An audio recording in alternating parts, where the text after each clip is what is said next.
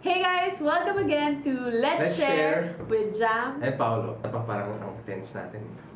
Relax lang, relax. Hey guys! Welcome again to Let's Share. Isa pa. Iniwan mo ko sa ere. Bilang naman.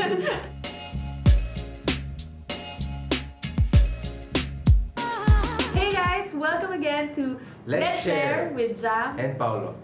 So, on our last episode, Paulo talked about his story before he met me. And on this episode naman, I will tell you my version of the story naman. Oh my gosh. So, yeah.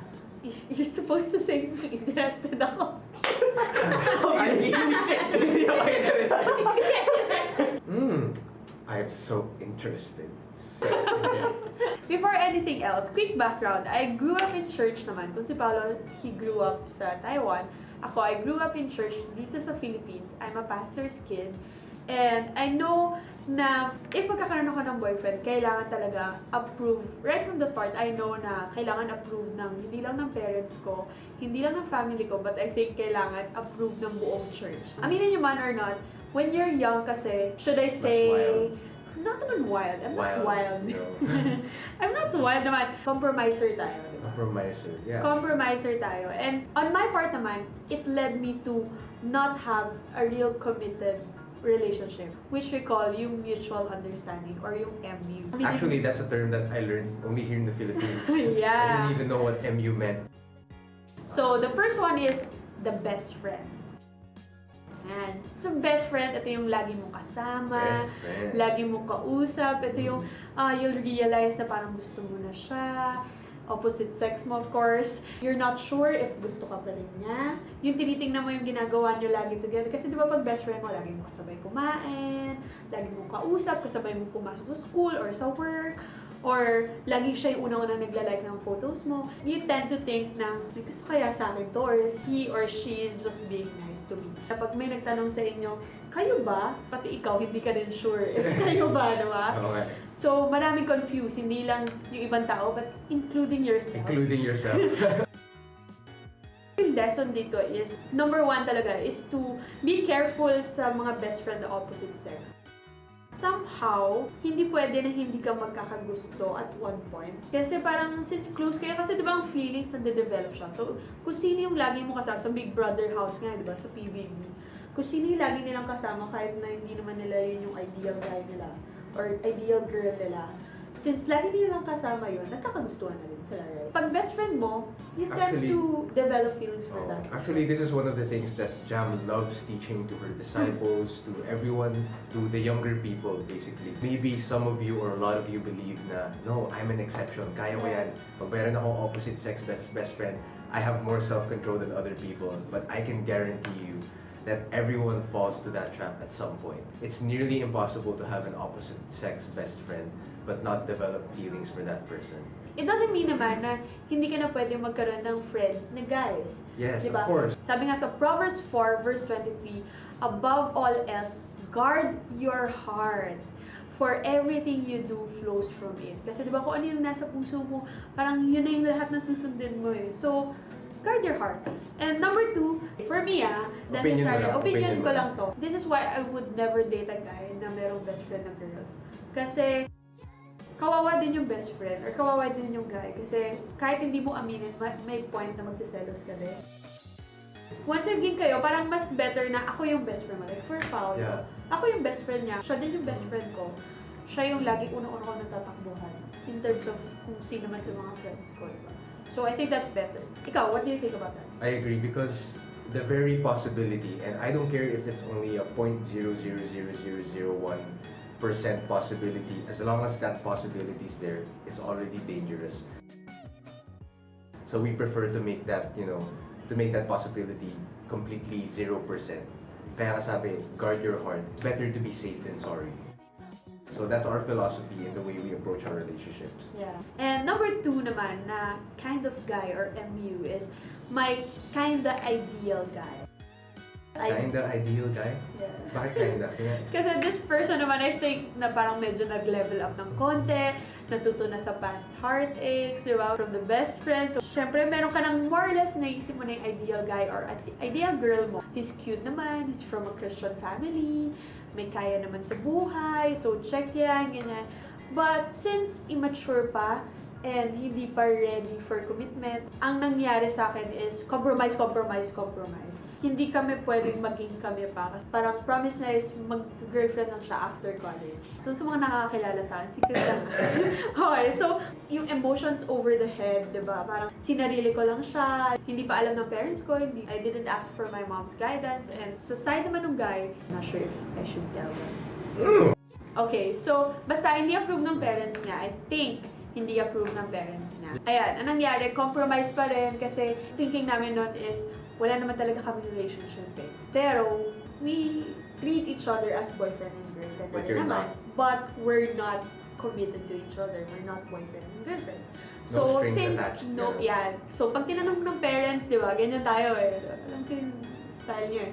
Pag tinanong ng parents, kayo ba, may boyfriend ka ba, may girlfriend ka na ba? You say, hindi, wala. Diba? It's nothing. Which is true, pero yung heart mo attached na siya. So, fast forward, since immature pa, nangyari sa amin is, hindi na nag-work yung relationship. Lessons from this. Number 1, don't ignore yung small details na red flags. Pagka hindi approved na ng parents, may way around yon, pero you should have guidance from other people. Number 2, stop compromising just because it feels good. Kahit na long hair ka na, stop compromising. Don't compromise. Number 3, if someone can commit to you, medyo questionable na yan. Diba? He has one foot out the door. Yeah. Parang he's ready to leave anytime. Yeah. Don't get into those kinds of relationships. Yes. It's an unhealthy one. Number 4, don't force yourself to someone just because you feel na baka siya na nga. Like Baka he might be the guy. He might be, the or girl. baka ito na, gusto ko na to eh. Parang gano'n. Baka wala na ibang magkagusto sa akin. So don't. If hindi talaga para sa'yo yung tao na yun, don't worry. Kasi for sure, meron pang mas dadating talaga sa'yo na para sa'yo talaga, di ba? God's best for you. Are you pointing at me? No, yeah, I'm the best of course. Hindi kasi, I was thinking, during that time, I was thinking na baka wala na. Wala nang ibang guy magkakagusto sa akin. Kasi my life is inside the church lang. And that happened towards the end of college. So I thought na parang wala na ako ibang guys na makikilala. Lalo ako, parang wala naman ako ibang life. Yun yung common thinking natin, di ba? Kung hindi para sa'yo, okay lang yan. Just wait for that special someone. Number 5, don't rush. Sabi nga last episode, be patient. Yes. Don't rush. The third example is the Christian guy. The Christian guy. Ito yung, I thought, again, I got it better. Even if gusto ko na rin siya kasi Christian naman siya, kahit na hindi pa rin siya yung nakikita ko for myself, for the future. Pero since attracted ka, you ignore yung red flags. Ignore the red flags. Yeah.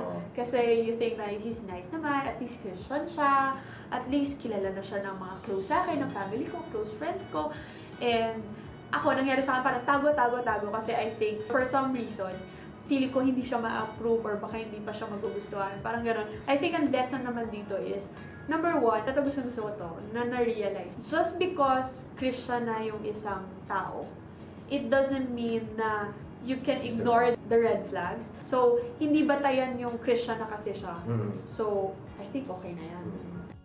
And ignore the other things. That's only one factor. That's not the factor. Yes. Yeah, basically, if you find a guy or you find a girl and all you can think of is at least that guy's Christian and you can't think of anything else, no na yun. Yeah, most likely is not the guy or the girl for you. Number 2, ito yung lagi kong nami-miss kaya na-fail yung relationship. Keeping it to your parents is never a good idea.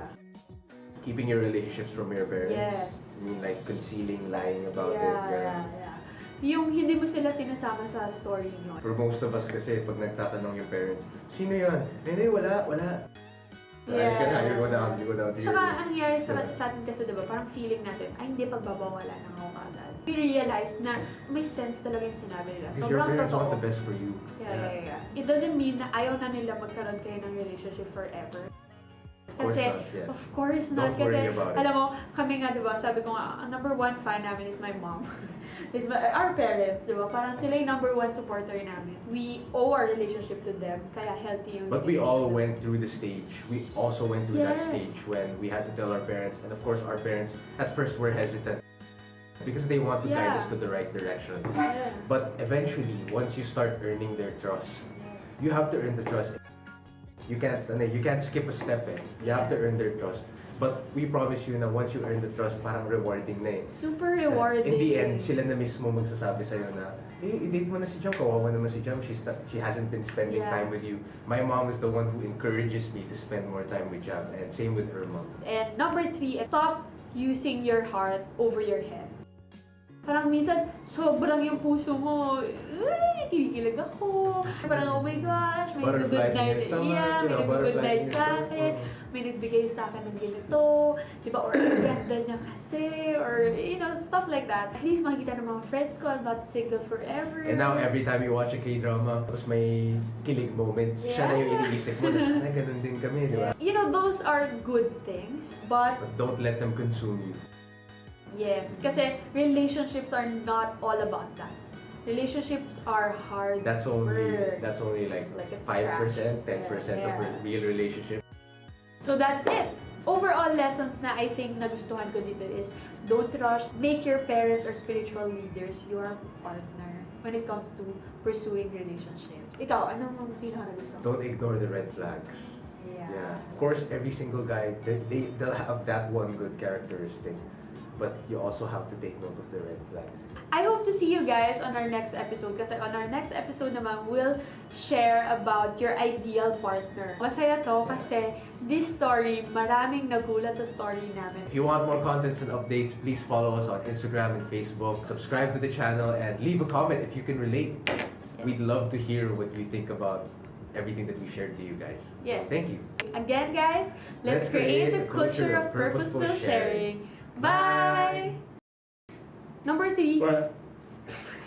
Ulit. Let's create the culture of purposeful sharing. God bless you. Let's create the culture of purposeful sharing. Bye-bye! As you can predict, she is. But a funnier perspective of our story is